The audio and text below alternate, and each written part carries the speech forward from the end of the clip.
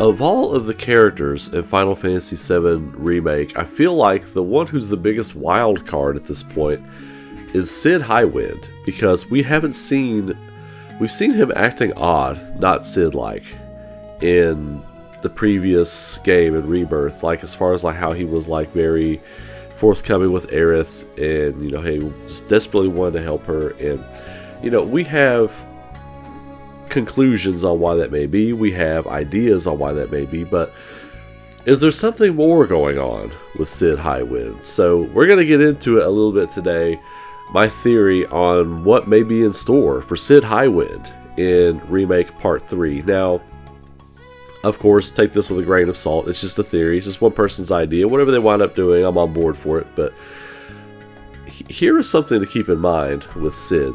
They have not even been to Rocket Town yet.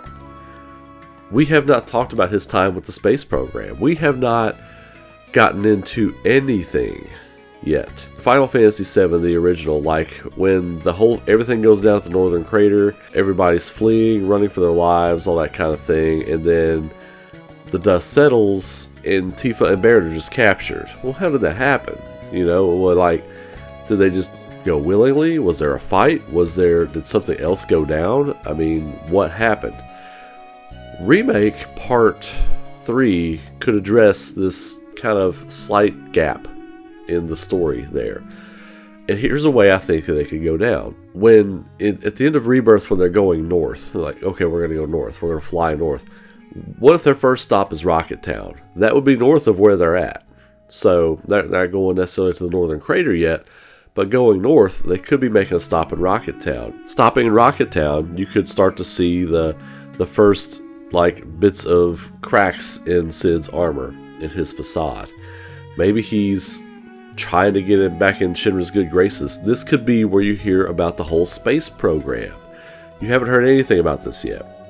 Not from Cid, anyway. It is going to play a role in the game moving forward. So you get to see his true personality come out, his abusiveness with Shera, and all that kind of stuff. So when you get to Rocket Town, and then whatever happens after that, then maybe you go to Cosmo Canyon, or maybe you go straight to the Northern Crater from there. But first, I think you need to see Cid's cracks in his armor, or whatever. So you go to the Northern Crater, or you start heading up that way. So you start to get a feel for this jerk that Cid is, the way he treats Shera and everything. And the crowd, or the company, starts to kind of feel a little odd about Cid or whatever. And then, but he is their pilot. He is the one that's got to get them north. So you go north, you head up there, Icicle Inn area, Northern Crater, Whirlwind Maze, all that kind of stuff. We get there, everything's going down. And then what if Cid Highwind betrays them to get back into Shinra's good graces with the space program? Reluctantly betrays them. Cloud's not there anymore. Cloud's gone. And then Cid lets them, he sells them out, basically. He sells them out to Shinra. And maybe he's letting Shinra track him. You know, I think you could have the showdown with Palmer in Rocket Town still. There could be that whole kind of thing. But then Cid leads them right to where they're going at the Northern Crater. And Shinra shows up. That whole kind of deal. Hojo's with Rufus, and he's betrayed the party. So that could lead to Tifa and Barrett being held in custody by Shinra, and that could be part of Cid Highwind's redemption. A lot of different redemption arcs in the third game, which is why I've said I think it could be called Final Fantasy VII Redemption. But that's a story for another time. That's an argument for another time. But Cid Highwind's redemption would be leading to him helping the party. He like, look guys, I'm sorry, I messed up, all that kind of deal. Let me help. I really want to help now. Let's hijack the Highwind. Let's take the Highwind, you know. And it could lead to all that stuff.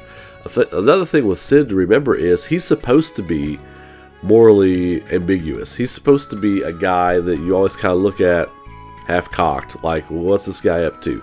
What is his angle? He wants to get back to space.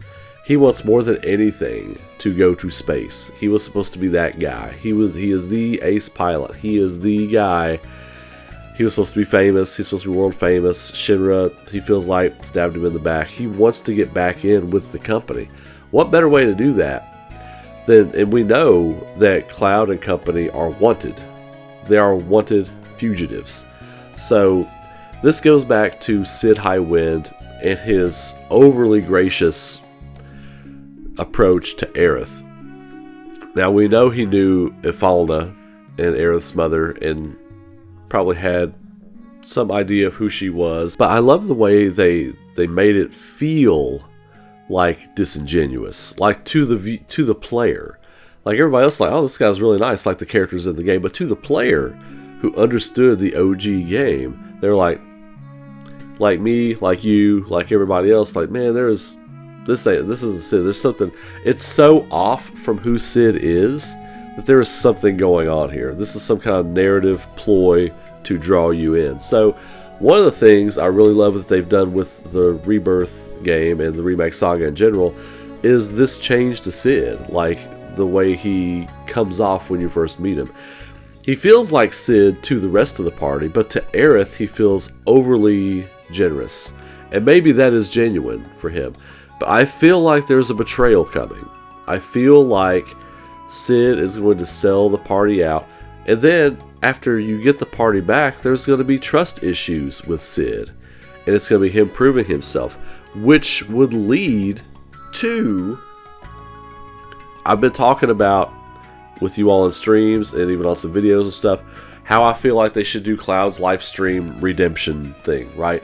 It crescendos with, you know, Cid leading the party and then defeating Weapon, and then it goes back and forth between that and Cloud's journey through the live stream, because those are happening at the same moment.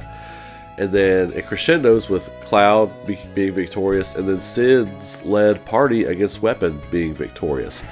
Those two things happening at the same time, because Cloud won't be around for any of this. Like, Cloud's not going to know any of this happened. I mean, hell, Cloud might not remember a lot of things happened from when he was there. But he's definitely not going to know about the Cid stuff. And so I think them wrapping up Cid and his betrayal in the first third of the game, like him betraying them, him making amends, getting the Highwind and everything, leaves you the last 30 to 40 hours to traipse through the game with the Highwind and Cid and a full party and everything else. I think this would be a really cool way to do it. I like Cid. Of course, I love Cid Highwind. His theme music is great, and that's something else about the whole Cid betrayal is going to be the theme music. You get like an understated version of the Highwind music the whole time, and there's going to be different versions of it. Can you imagine a dark version of the Highwind theme when Cid's betrayal goes down, if it happens that way? And then, like, the full Highwind theme playing, like, once at the end when you finally beat Weapon, the final leg of the Weapon battle, the background music is the full orchestrated Highwind with, like, a little Top Gun guitar thrown in there. Like, dude, that's going to be amazing. You know, that would be amazing. I could hear the music, I could see the scenario, I could see everything playing out. Like Cid directing, like maybe there's weapons on the Highwind that fire at the maybe it's a mechanic for that battle. You're chasing them on the Highwind. You're firing certain weapons and everything. You know, Cid's got this stuff on lockdown. You know, and I really think it could be an amazing moment for not only us as players and the game, but for the character of Cid Highwind as well. It would really feel like a defining moment. Give him his defining moment in the final game. I think all the characters in the party should have their defining moment for the final game. And I think that could be Cid Highwind's. From gracious helper to bum, abusive bum, to selling the party out in the lowest of lows, piece of scum, and his slow, gradual ascent back to redemption and being a valued member of the party and the pilot that gets you from A to B and has a direct hand in saving the world. That would be an awesome, awesome direction for Cid Highwind. But anyway, let me know what you all think about that theory. It was a quick one, you know, not like my old epics, but subscribe to the channel, throw a like on the video if you're into that. New stuff coming all the time. Tuesday Night Coffman Night happening tonight live stream, so definitely be there for that. And until next time, you all have a great day. Be safe, be good to each other, keep rocking. I will see you all in the very next video. Take care.